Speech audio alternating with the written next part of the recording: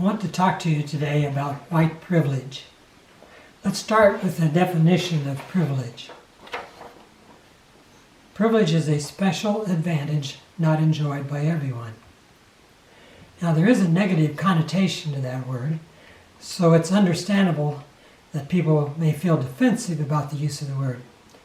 I'm not here to try to lay a guilt trip on anyone, but I think it is important for us to understand the world we live in.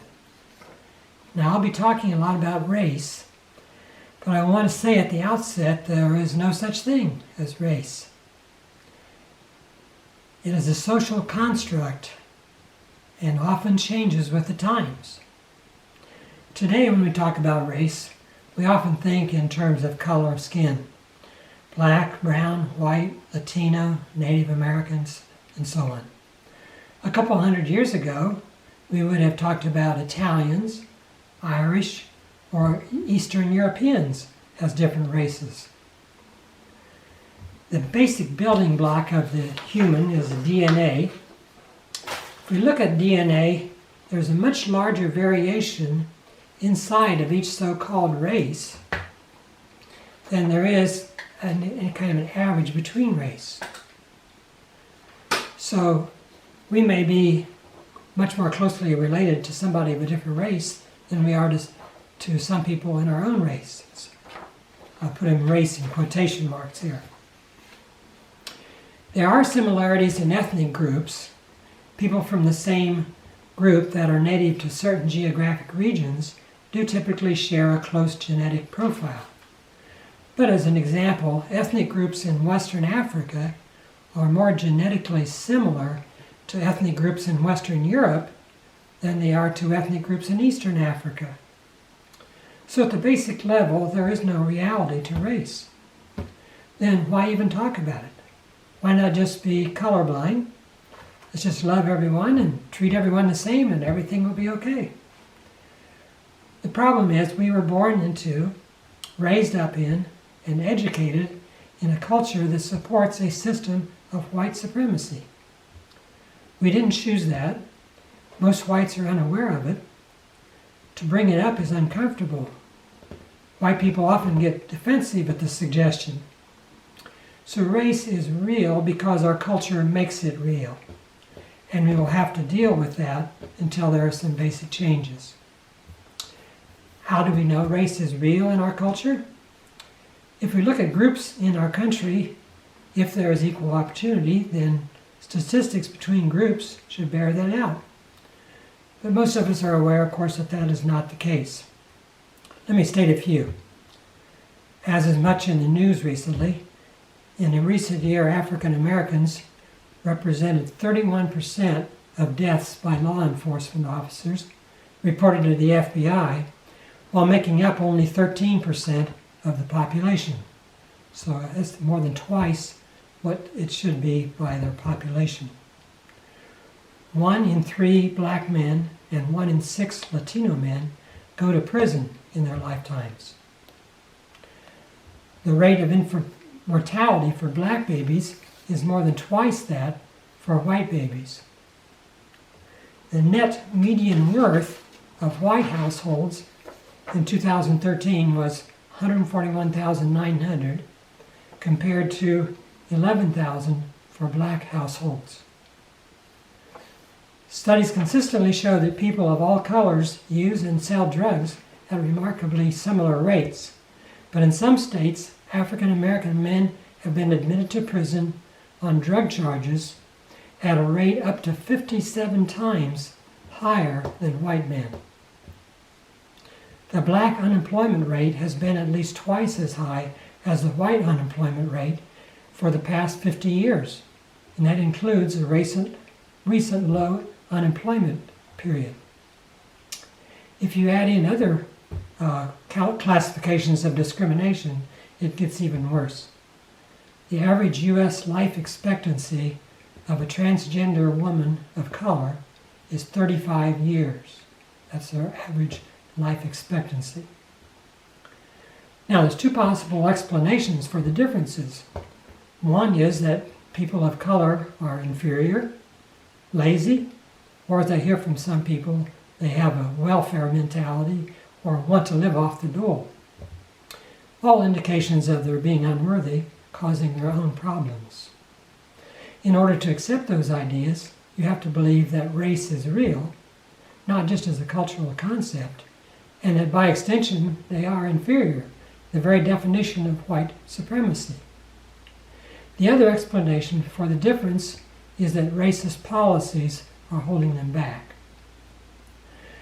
Now, we often think of racism as individuals who hate or put down others. It's a pejorative word rather than a descriptive word. It's equivalent of saying you're bad. It's a good-bad binary setup. That makes it almost impossible for the average white person to understand, much less interrupt racism. Everyone holds prejudices, especially across racial lines, in a society deeply divided by race. I can be told everyone is equal, have friends of color, yet I am still affected by the forces of racism as a member of a society in which racism is the bedrock. I will be seen as white, treated as white, and experience life as a white person. If I think of racism as binary, I put myself on the not racist side, and I don't need to do anything about racist policies that may have huge effects. An example of the two concepts. Some white individuals bombed a black church in Birmingham, Alabama, that killed 4 children. Some of you may remember that.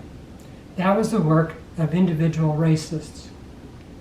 But 500 black children die each year in Birmingham, Alabama, because of the lack of proper food, shelter, and medical facilities. That is the result of racist policies. Both are bad, but one is mostly invisible to us. One of the reasons it is hard sometimes to see those policies in action or to understand our own reactions is that we live in a culture that tells us we are rational, objective beings. We can look at both sides of a problem and come up with the right answer. While there is some truth to that concept, there are many ideas and concepts that we absorb that are not on the surface, but are implicit. It is much like the fact that we don't spend much time thinking about the air. It's always around us. Now, I had thought I had it all put together a long time ago. I spent 2 years in Brethren Volunteer Service, living and working in a black community on the west side of Chicago. I had a black girlfriend. After college, I went to Chicago and taught in an all-black school on the west side of Chicago. Got my master's degree in teaching in the inner city. I have a sister-in-law who's black. A few years ago, we had a 3-month study during Sunday school at the Huntington Church of the Brethren on the subject of racism. Our teacher encouraged us to go online and take a test to determine implicit bias around race. I thought, this would be easy for me. I don't have any bias. I turned out to have a definite preference for white people. If you want to take the test, you can Google IAT, or Implicit Association Test. You don't have to identify yourself when you take it. It's an interesting test. As I took the test, I began to feel some of that coming through. I didn't understand socialization. We make sense of perceptions and experiences through our particular cultural lens. It is hard for us to see the collective aspects of the white experience. I grew up in a little all-white town in southern Ohio. I would have told you there wasn't any racism there. We love everybody. When I came back to town after having some connection with the black community, I began to hear racist comments that I'm sure were there before, but I had just absorbed them. By the way, I went in and took that test again recently after reading a number of books on the subject and came up with the same result. So I don't think the lesson behind that is that education doesn't help, but socialization involves our gut. So it's best to have some humility and being open to not being completely aware. In a sign of hope, the Journal-Gazette had a story in August about the Allen County Superior and Circuit Courts making implicit bias training available to their employees. While it is voluntary, more than 180 out of the 300 employees have signed up for the training, which is being sponsored by the Fullinger Foundation. On the other side, President Trump recently signed an executive order which would restrict racial and sexual sensitivity training to companies that do business with the federal government. So, if you belong to the company or organization that does business with the U.S., I wouldn't be able to give you this talk. To say I'm not a racist signifies neutrality, but there is no neutrality according to Ibram Kendi, who wrote a book titled How to Be an Anti-Racist. He says the opposite of racist isn't not racist, it is anti-racist. You can be either for a racial hierarchy as a racist, or you can be for racial equality as an anti-racist. A big part of our privilege is we as white people are treated as individuals. We are Dean or Joe or Mary and are judged as individuals. If we mess up, there's probably a reason, or at least it doesn't reflect on other whites. Blacks who succeed according to the white cultural standards are a tribute to their race. Otherwise, they are an example of why blacks can't be trusted, are lazy, and so on. A friend told me about someone black who stole something at his workplace. He wondered, why would they hire blacks? I asked him if it turned out that someone white did that, should they quit hiring whites? Hadn't crossed his mind. We are just individuals. We are people. They are a race. The reaction of many people to police violence against blacks is to say, well, black-on-black crime is worse. And most of the crime perpetrated against white people is by white people. Why don't we talk about white-on-white crime? Because race is not an issue for us. Excuse me, those others have race.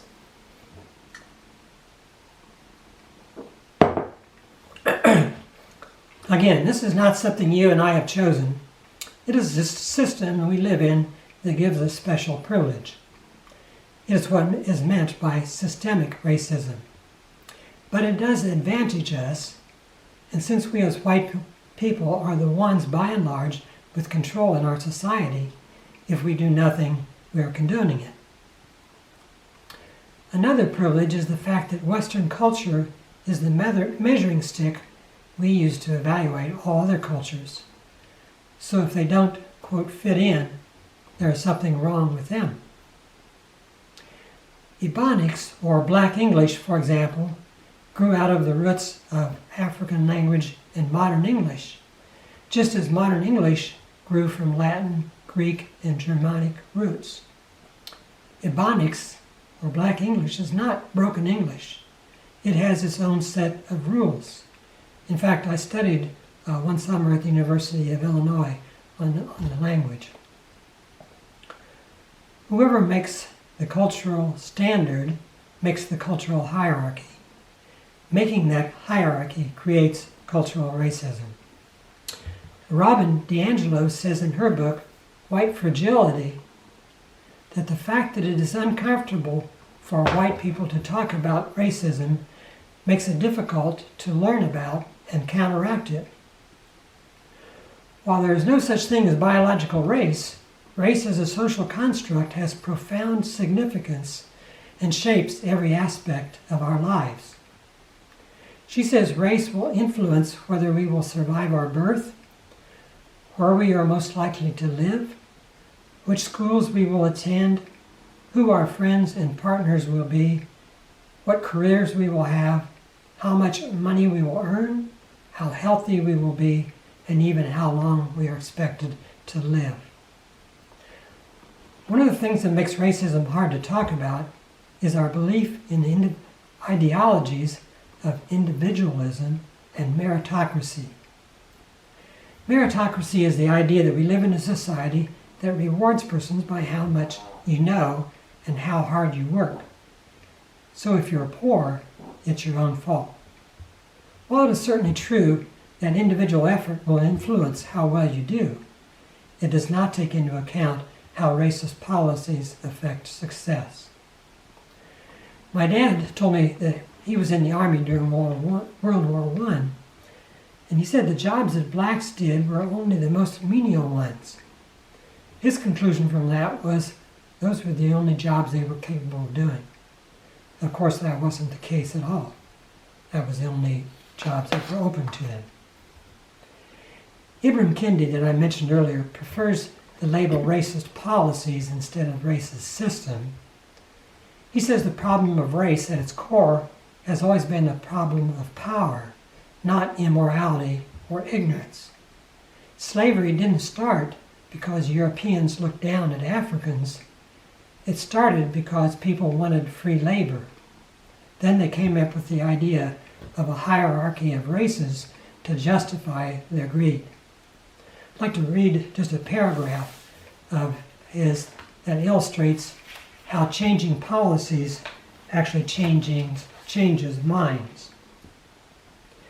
He says, moral and educational persuasion breeds the assumption that racist minds must be changed before racist policy, ignoring history that says otherwise.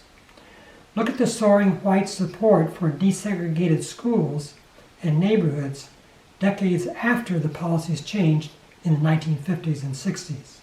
We know in the 50s and 60s that was very unpopular. Look at the soaring white support for interracial marriage decades after the policy changed in 1967. Look at the soaring support for Obamacare after its passage in 2010. Racist policymakers drum up fear of anti-racist policies through racist ideas, knowing if the policies are implemented, the fears they circulate will never come to pass. Once the fears do not come to pass, people will let down their guards as they enjoy the benefits.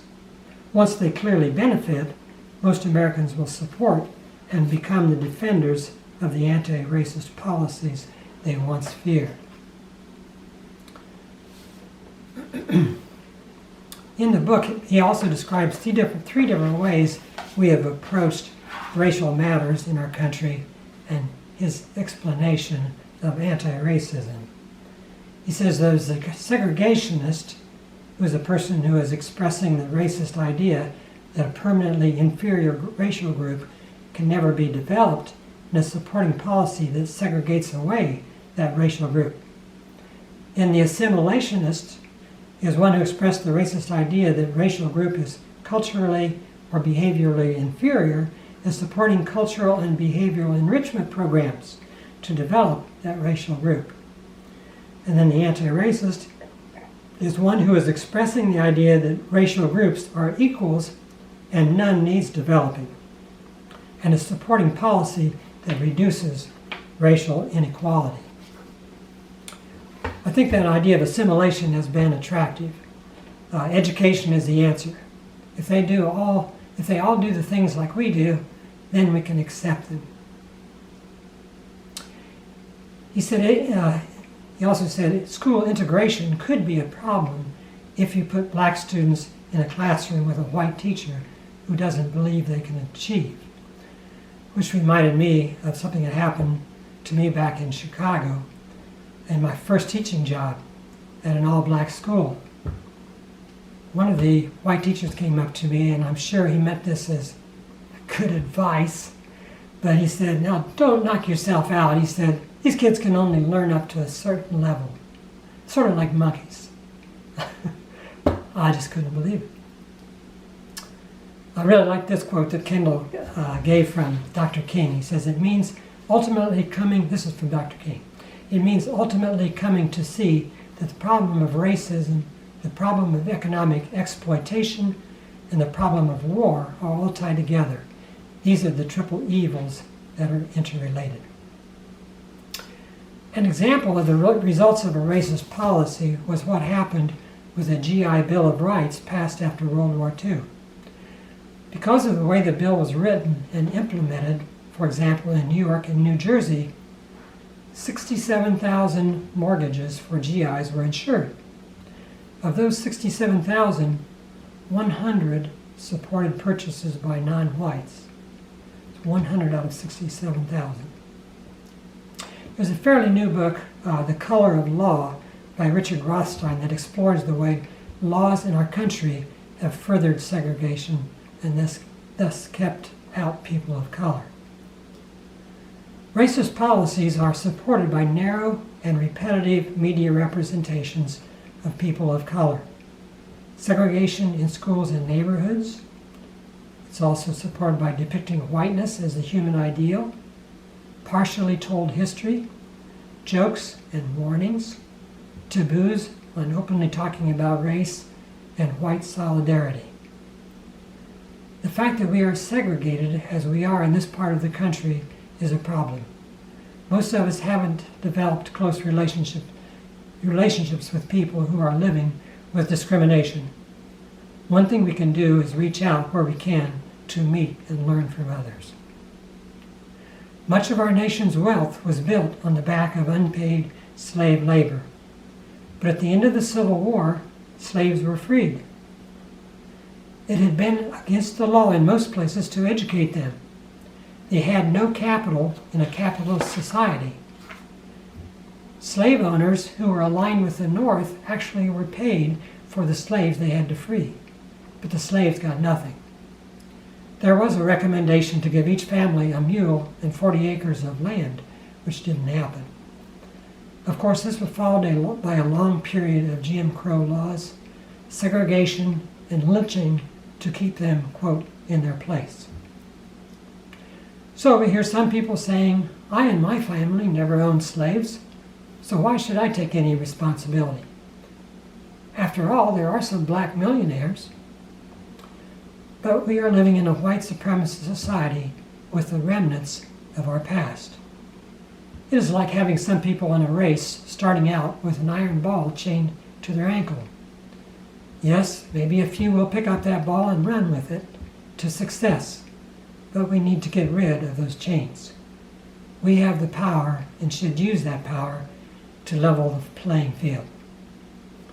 Now, I did make up a set of 3 papers that I think would be helpful if you would like to learn more about this topic. One sheet has a list of 5 books that I've read recently with a few quotes from each. Another sheet outlines the differences in opportunity, effects of racism, and the third paper is suggestions for what I can do. I'll give a few copies of those to Brian, or if you contact me, I'll give one to you. Thank you.